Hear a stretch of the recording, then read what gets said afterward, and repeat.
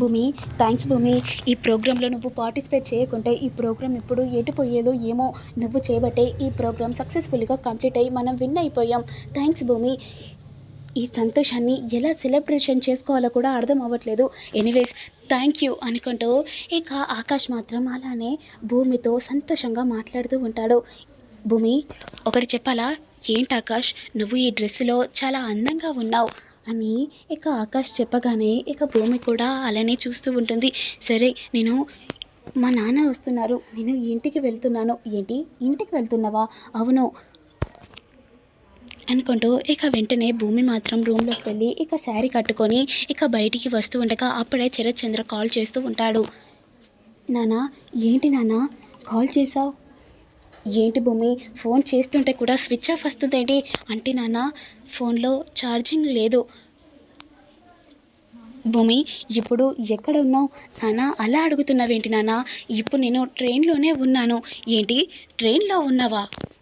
మరి అందులో డ్యాన్స్ చేసేది ఎవరు అని అడిగేసరికి ఒకటేసారిగా భూమి మాత్రం షాక్ అవుతూ అలానే నిల్చొని చూస్తూ ఉంటుంది. ఇక అప్పుడే ఆకాష్ వచ్చి, భూమి భూమి ఏంటి భూమి అలా షాక్ అవుతున్నావేంటి? ఆకాష్, నేను డ్యాన్స్ చేశానని మా నాన్నకు తెలిసిపోయింది.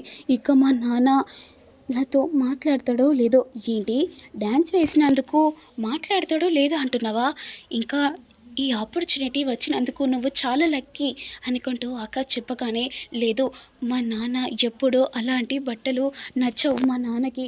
ఇప్పుడు నేను ఆ బట్టలు వేసుకొని అలా డ్యాన్స్ వేసినందుకు మా నాన్న నాతో మాట్లాడడు అనుకుంటూ ఇక భూమి మాత్రం అలానే ఏడ్చుకుంటూ ఉంటుంది. ఇక అప్పుడే శారద వచ్చి, ఏంటమ్మా అలా ఏడుస్తున్నావేంటి? ఏం లేదు, ఊరికనే ఏడుస్తున్నాను.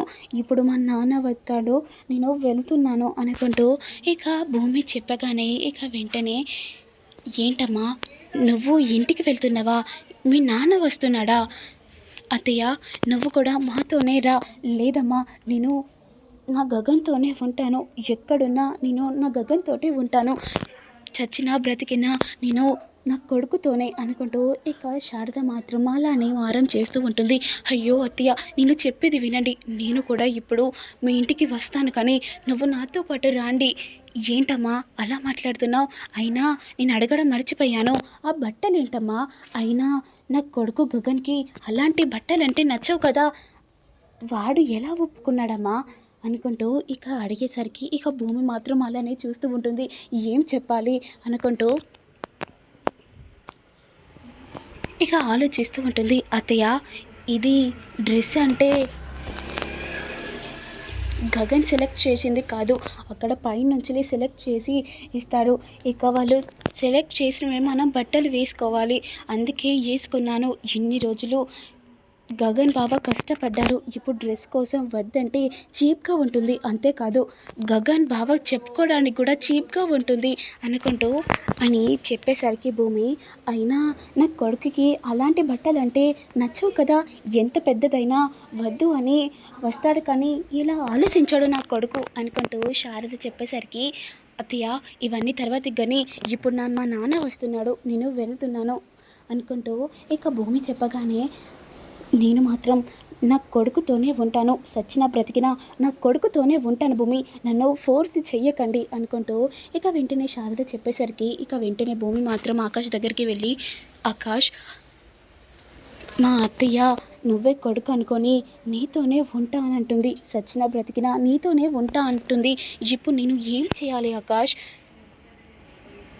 ఆకాష్, నీకోసం ఇంత పెద్ద సాయం చేసినందుకు నువ్వు కూడా చిన్న హెల్ప్ చేయొచ్చు కదా, నువ్వు ఎలాగో సెలెక్ట్ అయిపోయావు కదా, నువ్వు అనుకున్న డ్రీమ్ కూడా సక్సెస్ అయిపోయావు. ఇప్పుడు నువ్వు హెల్ప్ చేసావు, కాదనట్లేదు, ఇంకొంచెం హెల్ప్ చేస్తే మా అత్తయ్య కూడా బ్రతుకుతుంది. ఇప్పటికైనా నువ్వు ఆకాష్ అని తెలిసినా కూడా తను పిచ్చి తగ్గుతుంది. దయచేసి మా అత్తయ్యని కూడా నీ దగ్గరనే ఉంచుకొని ఇద్దరూ కలిసి ఇంటికి రావాలని కోరుకుంటున్నాను అని చెప్పేసరికి ఇక ఆకాష్ కూడా ఆలోచించుకొని, సరే భూమి, నువ్వు డ్యాన్స్ చేసావు కాబట్టి ఇక నేను కూడా మీ ఇంటికి వద్దామని అనుకుంటున్నాను, అంతేకాకుండా గగన్లా వస్తాను అని ఇక వెంటనే ఆకాష్ చెప్పేసరికి thanks Akash, thank you so much అనుకుంటూ ఇక వెంటనే భూమి ఆనంద బాష్పాలతో ఇక బయటికి వెళ్తూ ఉండగా ఇక అప్పుడే శరత్చంద్ర కూడా కారు పట్టుకొని వస్తూ ఉంటాడు. ఇక వెంటనే కారు ఎక్కాక భూమి, నేను తెలియకుండా అడుగుతున్నాను, నువ్వు ఎంతసేపు ఎక్కడున్నావు, ఏం చేసావు, నువ్వు టీవీలో కనపడింది ఇది నువ్వే కదా అని అడిగేసరికి అంటే నాన్న అని చాలా తడబడుతూ ఉంటుంది.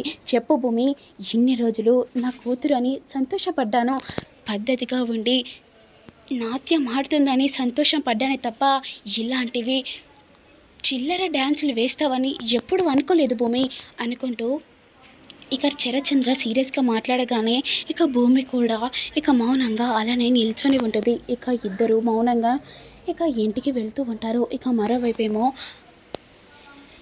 పూరిని చాలా టార్చర్ చేస్తూ ఉంటాడు.